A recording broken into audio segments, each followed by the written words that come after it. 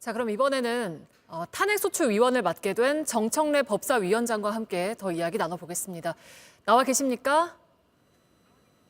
네, 안녕하십니까. 네, 정청래입니다. 네, 안녕하십니까? 8년 만에 다시 대통령에 네네. 대한 탄핵소추안이 국회에서 가결이 됐고 내일부터는 헌법재판소에서의 탄핵심판 절차가 시작이 될 텐데 우선 탄핵소추의 증거가 충분하다고 보시나요? 우선 국가적으로 이런 불행한 사태가 일어나서 상당히 유감스럽고요. 증거는 차고 넘칩니다. 전 국민이 텔레비전 생중계를 통해서 본 그것이 증거고요.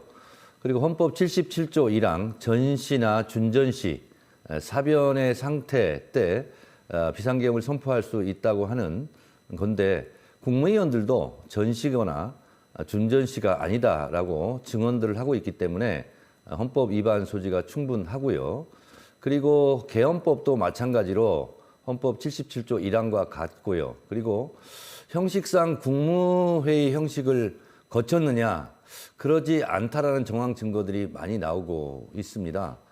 따라서 전 국민이 생중계를 통해서 지켜보았듯이 5,200만 국민이 증인이 될 수 있다 이렇게 생각합니다.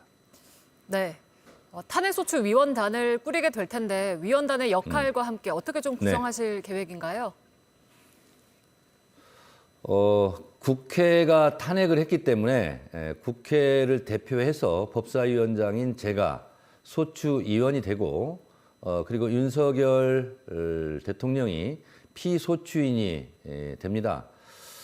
탄핵소추위원은 박근혜 탄핵 때 예를 들어 보면 당시에 소추위원은 주로 법률가 중심으로 각 정당에서 9명 정도가 참석을 했고요. 그리고 법률가 중심으로 소송 대리인단, 즉 변호인들을 구성하게 되는데 숫자의 제한은 없지만 16명을 꾸린 것으로 보았을 때 이번에도 제가 소추위원 단장격이 되고 각 정당 또는 참여하고 싶은 국회의원들이 소추위원 단원들이 되고 그리고 소송 대리인들은 지금 추천을 받고 있는 상태입니다. 네. 그러면 심판의 변론 진행 방식이라든지 핵심이 뭐라고 보시나요? 절차는 어제 탄핵 의결서를 제가 헌재 제출했고 그렇다면 그 이후에는 준비 서면 제출이 있고요. 그리고 증거나 증인에 관련된 그런 서류를 제출하게 되고 그리고 준비 기일이 있습니다. 박근혜 대통령 탄핵 때 준비 기일 3회가 있었고요. 그리고 실제로 심리는 17회 정도 열렸다고 합니다. 당시 탄핵소추위원이 권성동 의원이었는데 20회를 개근 출석한 걸로 알고 있습니다. 이번에는 그것보다는 좀 짧아지지 않을까라고 생각하고 준비 기일이나 심리일 때 제가 개근 출석할 생각입니다. 네. 헌재 탄핵 심판 결정 선고까지는 얼마나 걸릴 거라고 예상을 하시나요? 아무래도 박근혜 전 대통령 탄핵 때는 여러 가지 혐의들이 있었지만 이번에는 내란에 관련된 것만 주로 추려서 하기 때문에 박근혜 전 대통령 탄핵 때보다는 심판 기일이 짧아지지 않을까 그런 생각을 하고 있고요. 형법 91조 내란죄에 보면 국헌문란이란 조항이 나와 있거든요.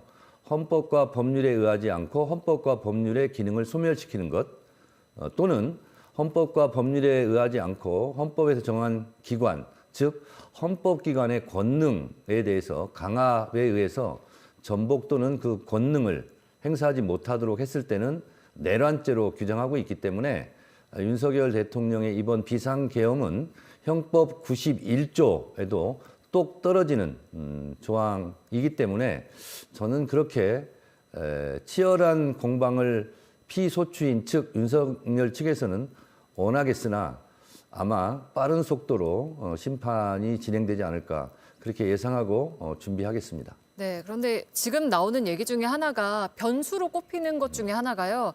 헌법재판소법 51조가 지금 문제가 될 수 있다. 그러니까 윤석열 대통령이 내란 혐의 등으로 형사 재판을 받게 될 경우에 탄핵 심판이 정지될 수 있다. 뭐 이런 내용인데 이거는 좀 어떻게 보시나요? 그것도 상식에 준해서 보면 금방 답이 나옵니다. 박근혜 전 대통령 같은 경우도 헌법재판소에 탄핵 심판 절차가 있었고 또 형사상 재판이 이루어졌는데 그것과 관계없이 헌법재판소에서는 심판을 충분히 할 수 있고 탄핵 결정을 할 수 있다라고 보는 것이고 아마 헌재에서도 그런 예를 비추어서 그것과 무관하게 탄핵 절차를 진행하지 않겠나 그렇게 생각합니다. 네, 알겠습니다. 지금 뭐 윤석열 대통령은 직접 변론에 나설 수도 있다 이런 얘기도 나오고 있는데 이 부분은 좀 어떻게 보실까요? 네. 우선 윤석열 대통령이 국민들에게 이런 엄청난 피해와 국가적 재난에 가까운 일을 저질러 놓고 반성과 성찰이 없다는 부분에 대해서 국민의 한 사람으로 분노하고요. 그리고 지금이라도 국민과 함께 뭐 당당하게 맞서 싸우겠다는 이런 아직도 정신 못 차리는 그런 상태는 좀 진정되었으면 좋겠고 그럼에도 불구하고 반성 없이 나와서 본인의 주장을 뻔뻔하게 한다면 제가 소추위원은 검사 역할이거든요. 그래서 검사 역할로서 충분하게 윤석열 피소추인을 신문하고 그의 부당함과 무도함을 국민 앞에 낱낱이 드러낼 수 있도록 최선의 노력을 다하겠습니다. 네, 알겠습니다. 오늘 말씀은 여기까지 듣도록 하겠습니다. 탄핵소추위원을 맡게 된 정청래 법사위원장과 함께했습니다. 고맙습니다. 네, 열심히 하겠습니다. 고맙습니다.